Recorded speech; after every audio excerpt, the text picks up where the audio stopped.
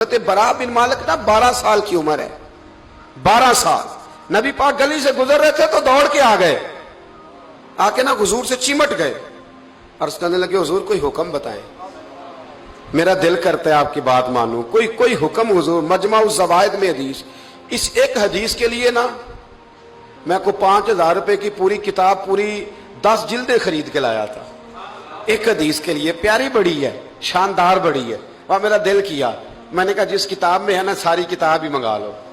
کچھ چیزیں بڑی انسان کو انوکھی لگتی ہے نا۔ حضرت برا بن مالک رضی اللہ، چھوٹی سی عمر ہے، حضور سے لپٹ گئے تو حضور نے فرمایا بیٹے کیا ہوا؟ عرض کرنے لگے حضور کوئی حکم بتائے، میرا بھی دل کرتا ہے عمل کروں۔ تو حضور نا چھوٹے چھوٹے کام بتاتے ہیں، دکان سے، یہ بچوں کو یہی بتانا ہوتا ہے نا، دکان سے لے آ، یہ کر دے، فلاں کو بلا لے، لیکن حضور ان کی غیر موجودگی میں ان کا ذکر بڑا کرتے۔ ایک دن کچھ لوگ کہنے لگے حضور بڑا ذکر کرتے ہیں پر وہ کرتا تو چھوٹے موٹے کام ہے بچہ۔ تو نبی پاک نے ایک دن ارادہ کیا کہ ان کو تجربہ نہ کرائیں کہ وہ پیار کتنا کرتا ہے۔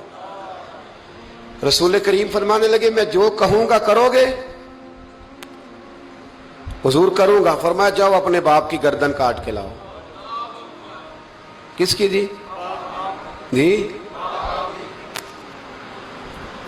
بات تو محبت کی ہو رہی ہے، کڑوی سی بات نہ کر لوں، کڑوی سی رہنے دیتے، آپ کا پروگرام نہیں تو چھوڑ دیتے، آگے بڑھ جائے، ذرا کڑوی سی ہے، کر لوں جی، بولیے۔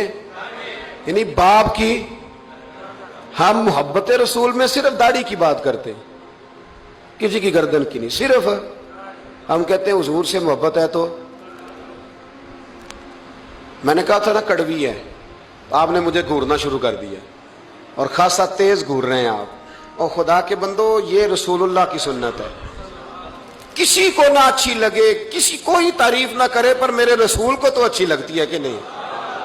نبی، ایک بندہ مجھے کہتا ہے داڑھی کے نام پہ لوگ تانے بڑے دیتے ہیں، داڑھی رکھی ہے تو یہ کرتا ہے، تو میں نے کہا یہ نبی پاک کے نام کا تانا ہے، اسے خوش ہو کے قبول کر، اس کا بڑا مزہ ہے، اس کو یوں سینہ کھول کے کہہ دے تانا، دے تانا۔ تو کبھی کبھی نا ایسا ہوتا تھا، میں پڑھتا تھا تو کبھی گزرتے تو کہتے وہ جا رہے ہیں داتا صاحب والے، وہ جا رہے ہیں غوث پاک والے، تو میں نے کہا الحمدللہ، یہ اس طرح ہمیں روز چھیڑا کرو، اس طرح روز چھیڑا کرو، ہمیں خوشی ہوتی ہے، اور یہاں بھی کہنا اور قیامت میں جا کے بھی یہی کہنا کہ یہ داتا صاحب والے ہیں، وہاں بھی کہنا کہ یہ غوث پاک والے ہیں، یہ چھیڑو ہمیں، ہم یہ چھیڑتے ہو تو ہمیں مزہ آتا ہے، یہ کہا کرو، ہمیں روز کہا کرو۔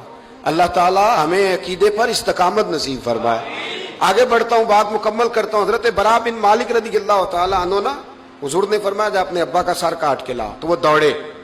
ایک روایت میں ہے کہ مولا علی کے گلے میں تلوار لٹک رہی تھی، یوں کھینچی، اور اس نے جذبات سے دوڑے کہ حضور نے فرمایا اسے پکڑ لو ورنہ یہ گردن کاٹ بھی لائے گا، پکڑ لو اسے ورنہ یہ کاٹ دے گا۔ اللہ کی قدرت کہ تھوڑا وقت گزرا تو وہ بیمار ہو گئے۔ دن میں 2 مرتبہ میرے نبی پاک تیمارداری کرنے جاتے۔ ایک شام رسول کریم تشریف لے گئے تو حضور سرانے بیٹھے، ماتھے پہ ہاتھ رکھا تو کریم محبوب ان کے باپ کی طرف کان میں کچھ کہا ان کے والد سے، حضور رونے لگے، اور پھر حضور نے دوبارہ ماتھا چوما، پیار کیا اور چلے گئے۔ حضرت برا بن مالک چھوٹی عمر تھی، کچھ نے لکھا طلحہ بن برا نام تھا ان کا۔ تو حضرت طلحہ بن برا نا اپنے ابا کو قریب بلایا اور چارپائی میں بٹھایا، کہنے لگے ابا جی حضور کیا فرما گئے؟ کہا بیٹا تیرے والی بات نہیں۔ کہا نہیں بتائیے۔ کہا نبی کریم علیہ السلام نے فرمایا کہ شام کو نا میرے طلحہ کا انتقال ہو جائے گا، اور جب اس کی روح پرواز کر جائے تو مجھے خبر کرنا، میں آ کے جنازہ پڑھاؤں۔ ٹھنڈ بڑی تھی، مدینے میں ٹھنڈ بڑی تھی۔ حضرت طلحہ نے نا اپنے باپ کا ہاتھ پکڑا اور اپنے سینے پہ رکھا، کہنے لگے ابا حضور تو جو فرما گئے پر میری وصیت یاد رکھنا، نبی پاک کے دین کا قانون یہ ہے کہ جب کوئی انتقال کر جائے تو جلدی دفن کرو، اس طرح کرنا رات کا وقت ہوگا، جب میرا انتقال ہوگا تو فوراً غسل دے کے نا دفن کر دینا، نبی پاک کو خبر نہ کرنا، نہ بتانا۔ عمر دیکھو اور بات دیکھو، کہ حضور کو کیوں نہیں بتانا، حضور خود فرما کے گئے ہیں۔ تو کہنے لگے رات کا وقت ہوگا تو جن گلیوں سے حضور نے گزر کے آنا ہے نا وہ یہودیوں کے محلے ہیں، ایسا نہ ہو کہ میرے جنازے کی وجہ سے کوئی یہودی میرے نبی کو تکلیف دے دے، میرے جنازے کی وجہ سے، جنازے کی وجہ۔ یہاں کہتے ہیں حضرت صاحب مجھے بڑا پیار ہے آپ سے پر میرے گھر ضرور پہنچے، جیسے مرے یا جیے، वहां शाम को आपको पहुंचना पड़ेगा। मेरे रसूल करीम अलैहिस्सलाम के गुलामों ने देखो अंदाज़े मोहब्बत क्या बयान फरमाया। कहा नबी पाक को तकलीफ ना हो मेरी वजह से, मेरा जनाजा खुद ही पढ़ के मुझे दफन कर देना। उनका इंतकाल हो गया, रात को दफन कर दिया, सुबह हुजूर तशरीफ लाए। वो महबूब जिन्हें अल्लाह ने गैब के खजानों की कुंजियां अता फरमाई, फरमाया बताया क्यों नहीं, मुझे बताते, मैं खुद जनाजा पढ़ता, मैं खुद ना कबर मेरी ते मेरे अपीरा जे कर पावे फेरा, कबर दे अंदरों हड्डियां उठ के मुजरा कर सन तेरा।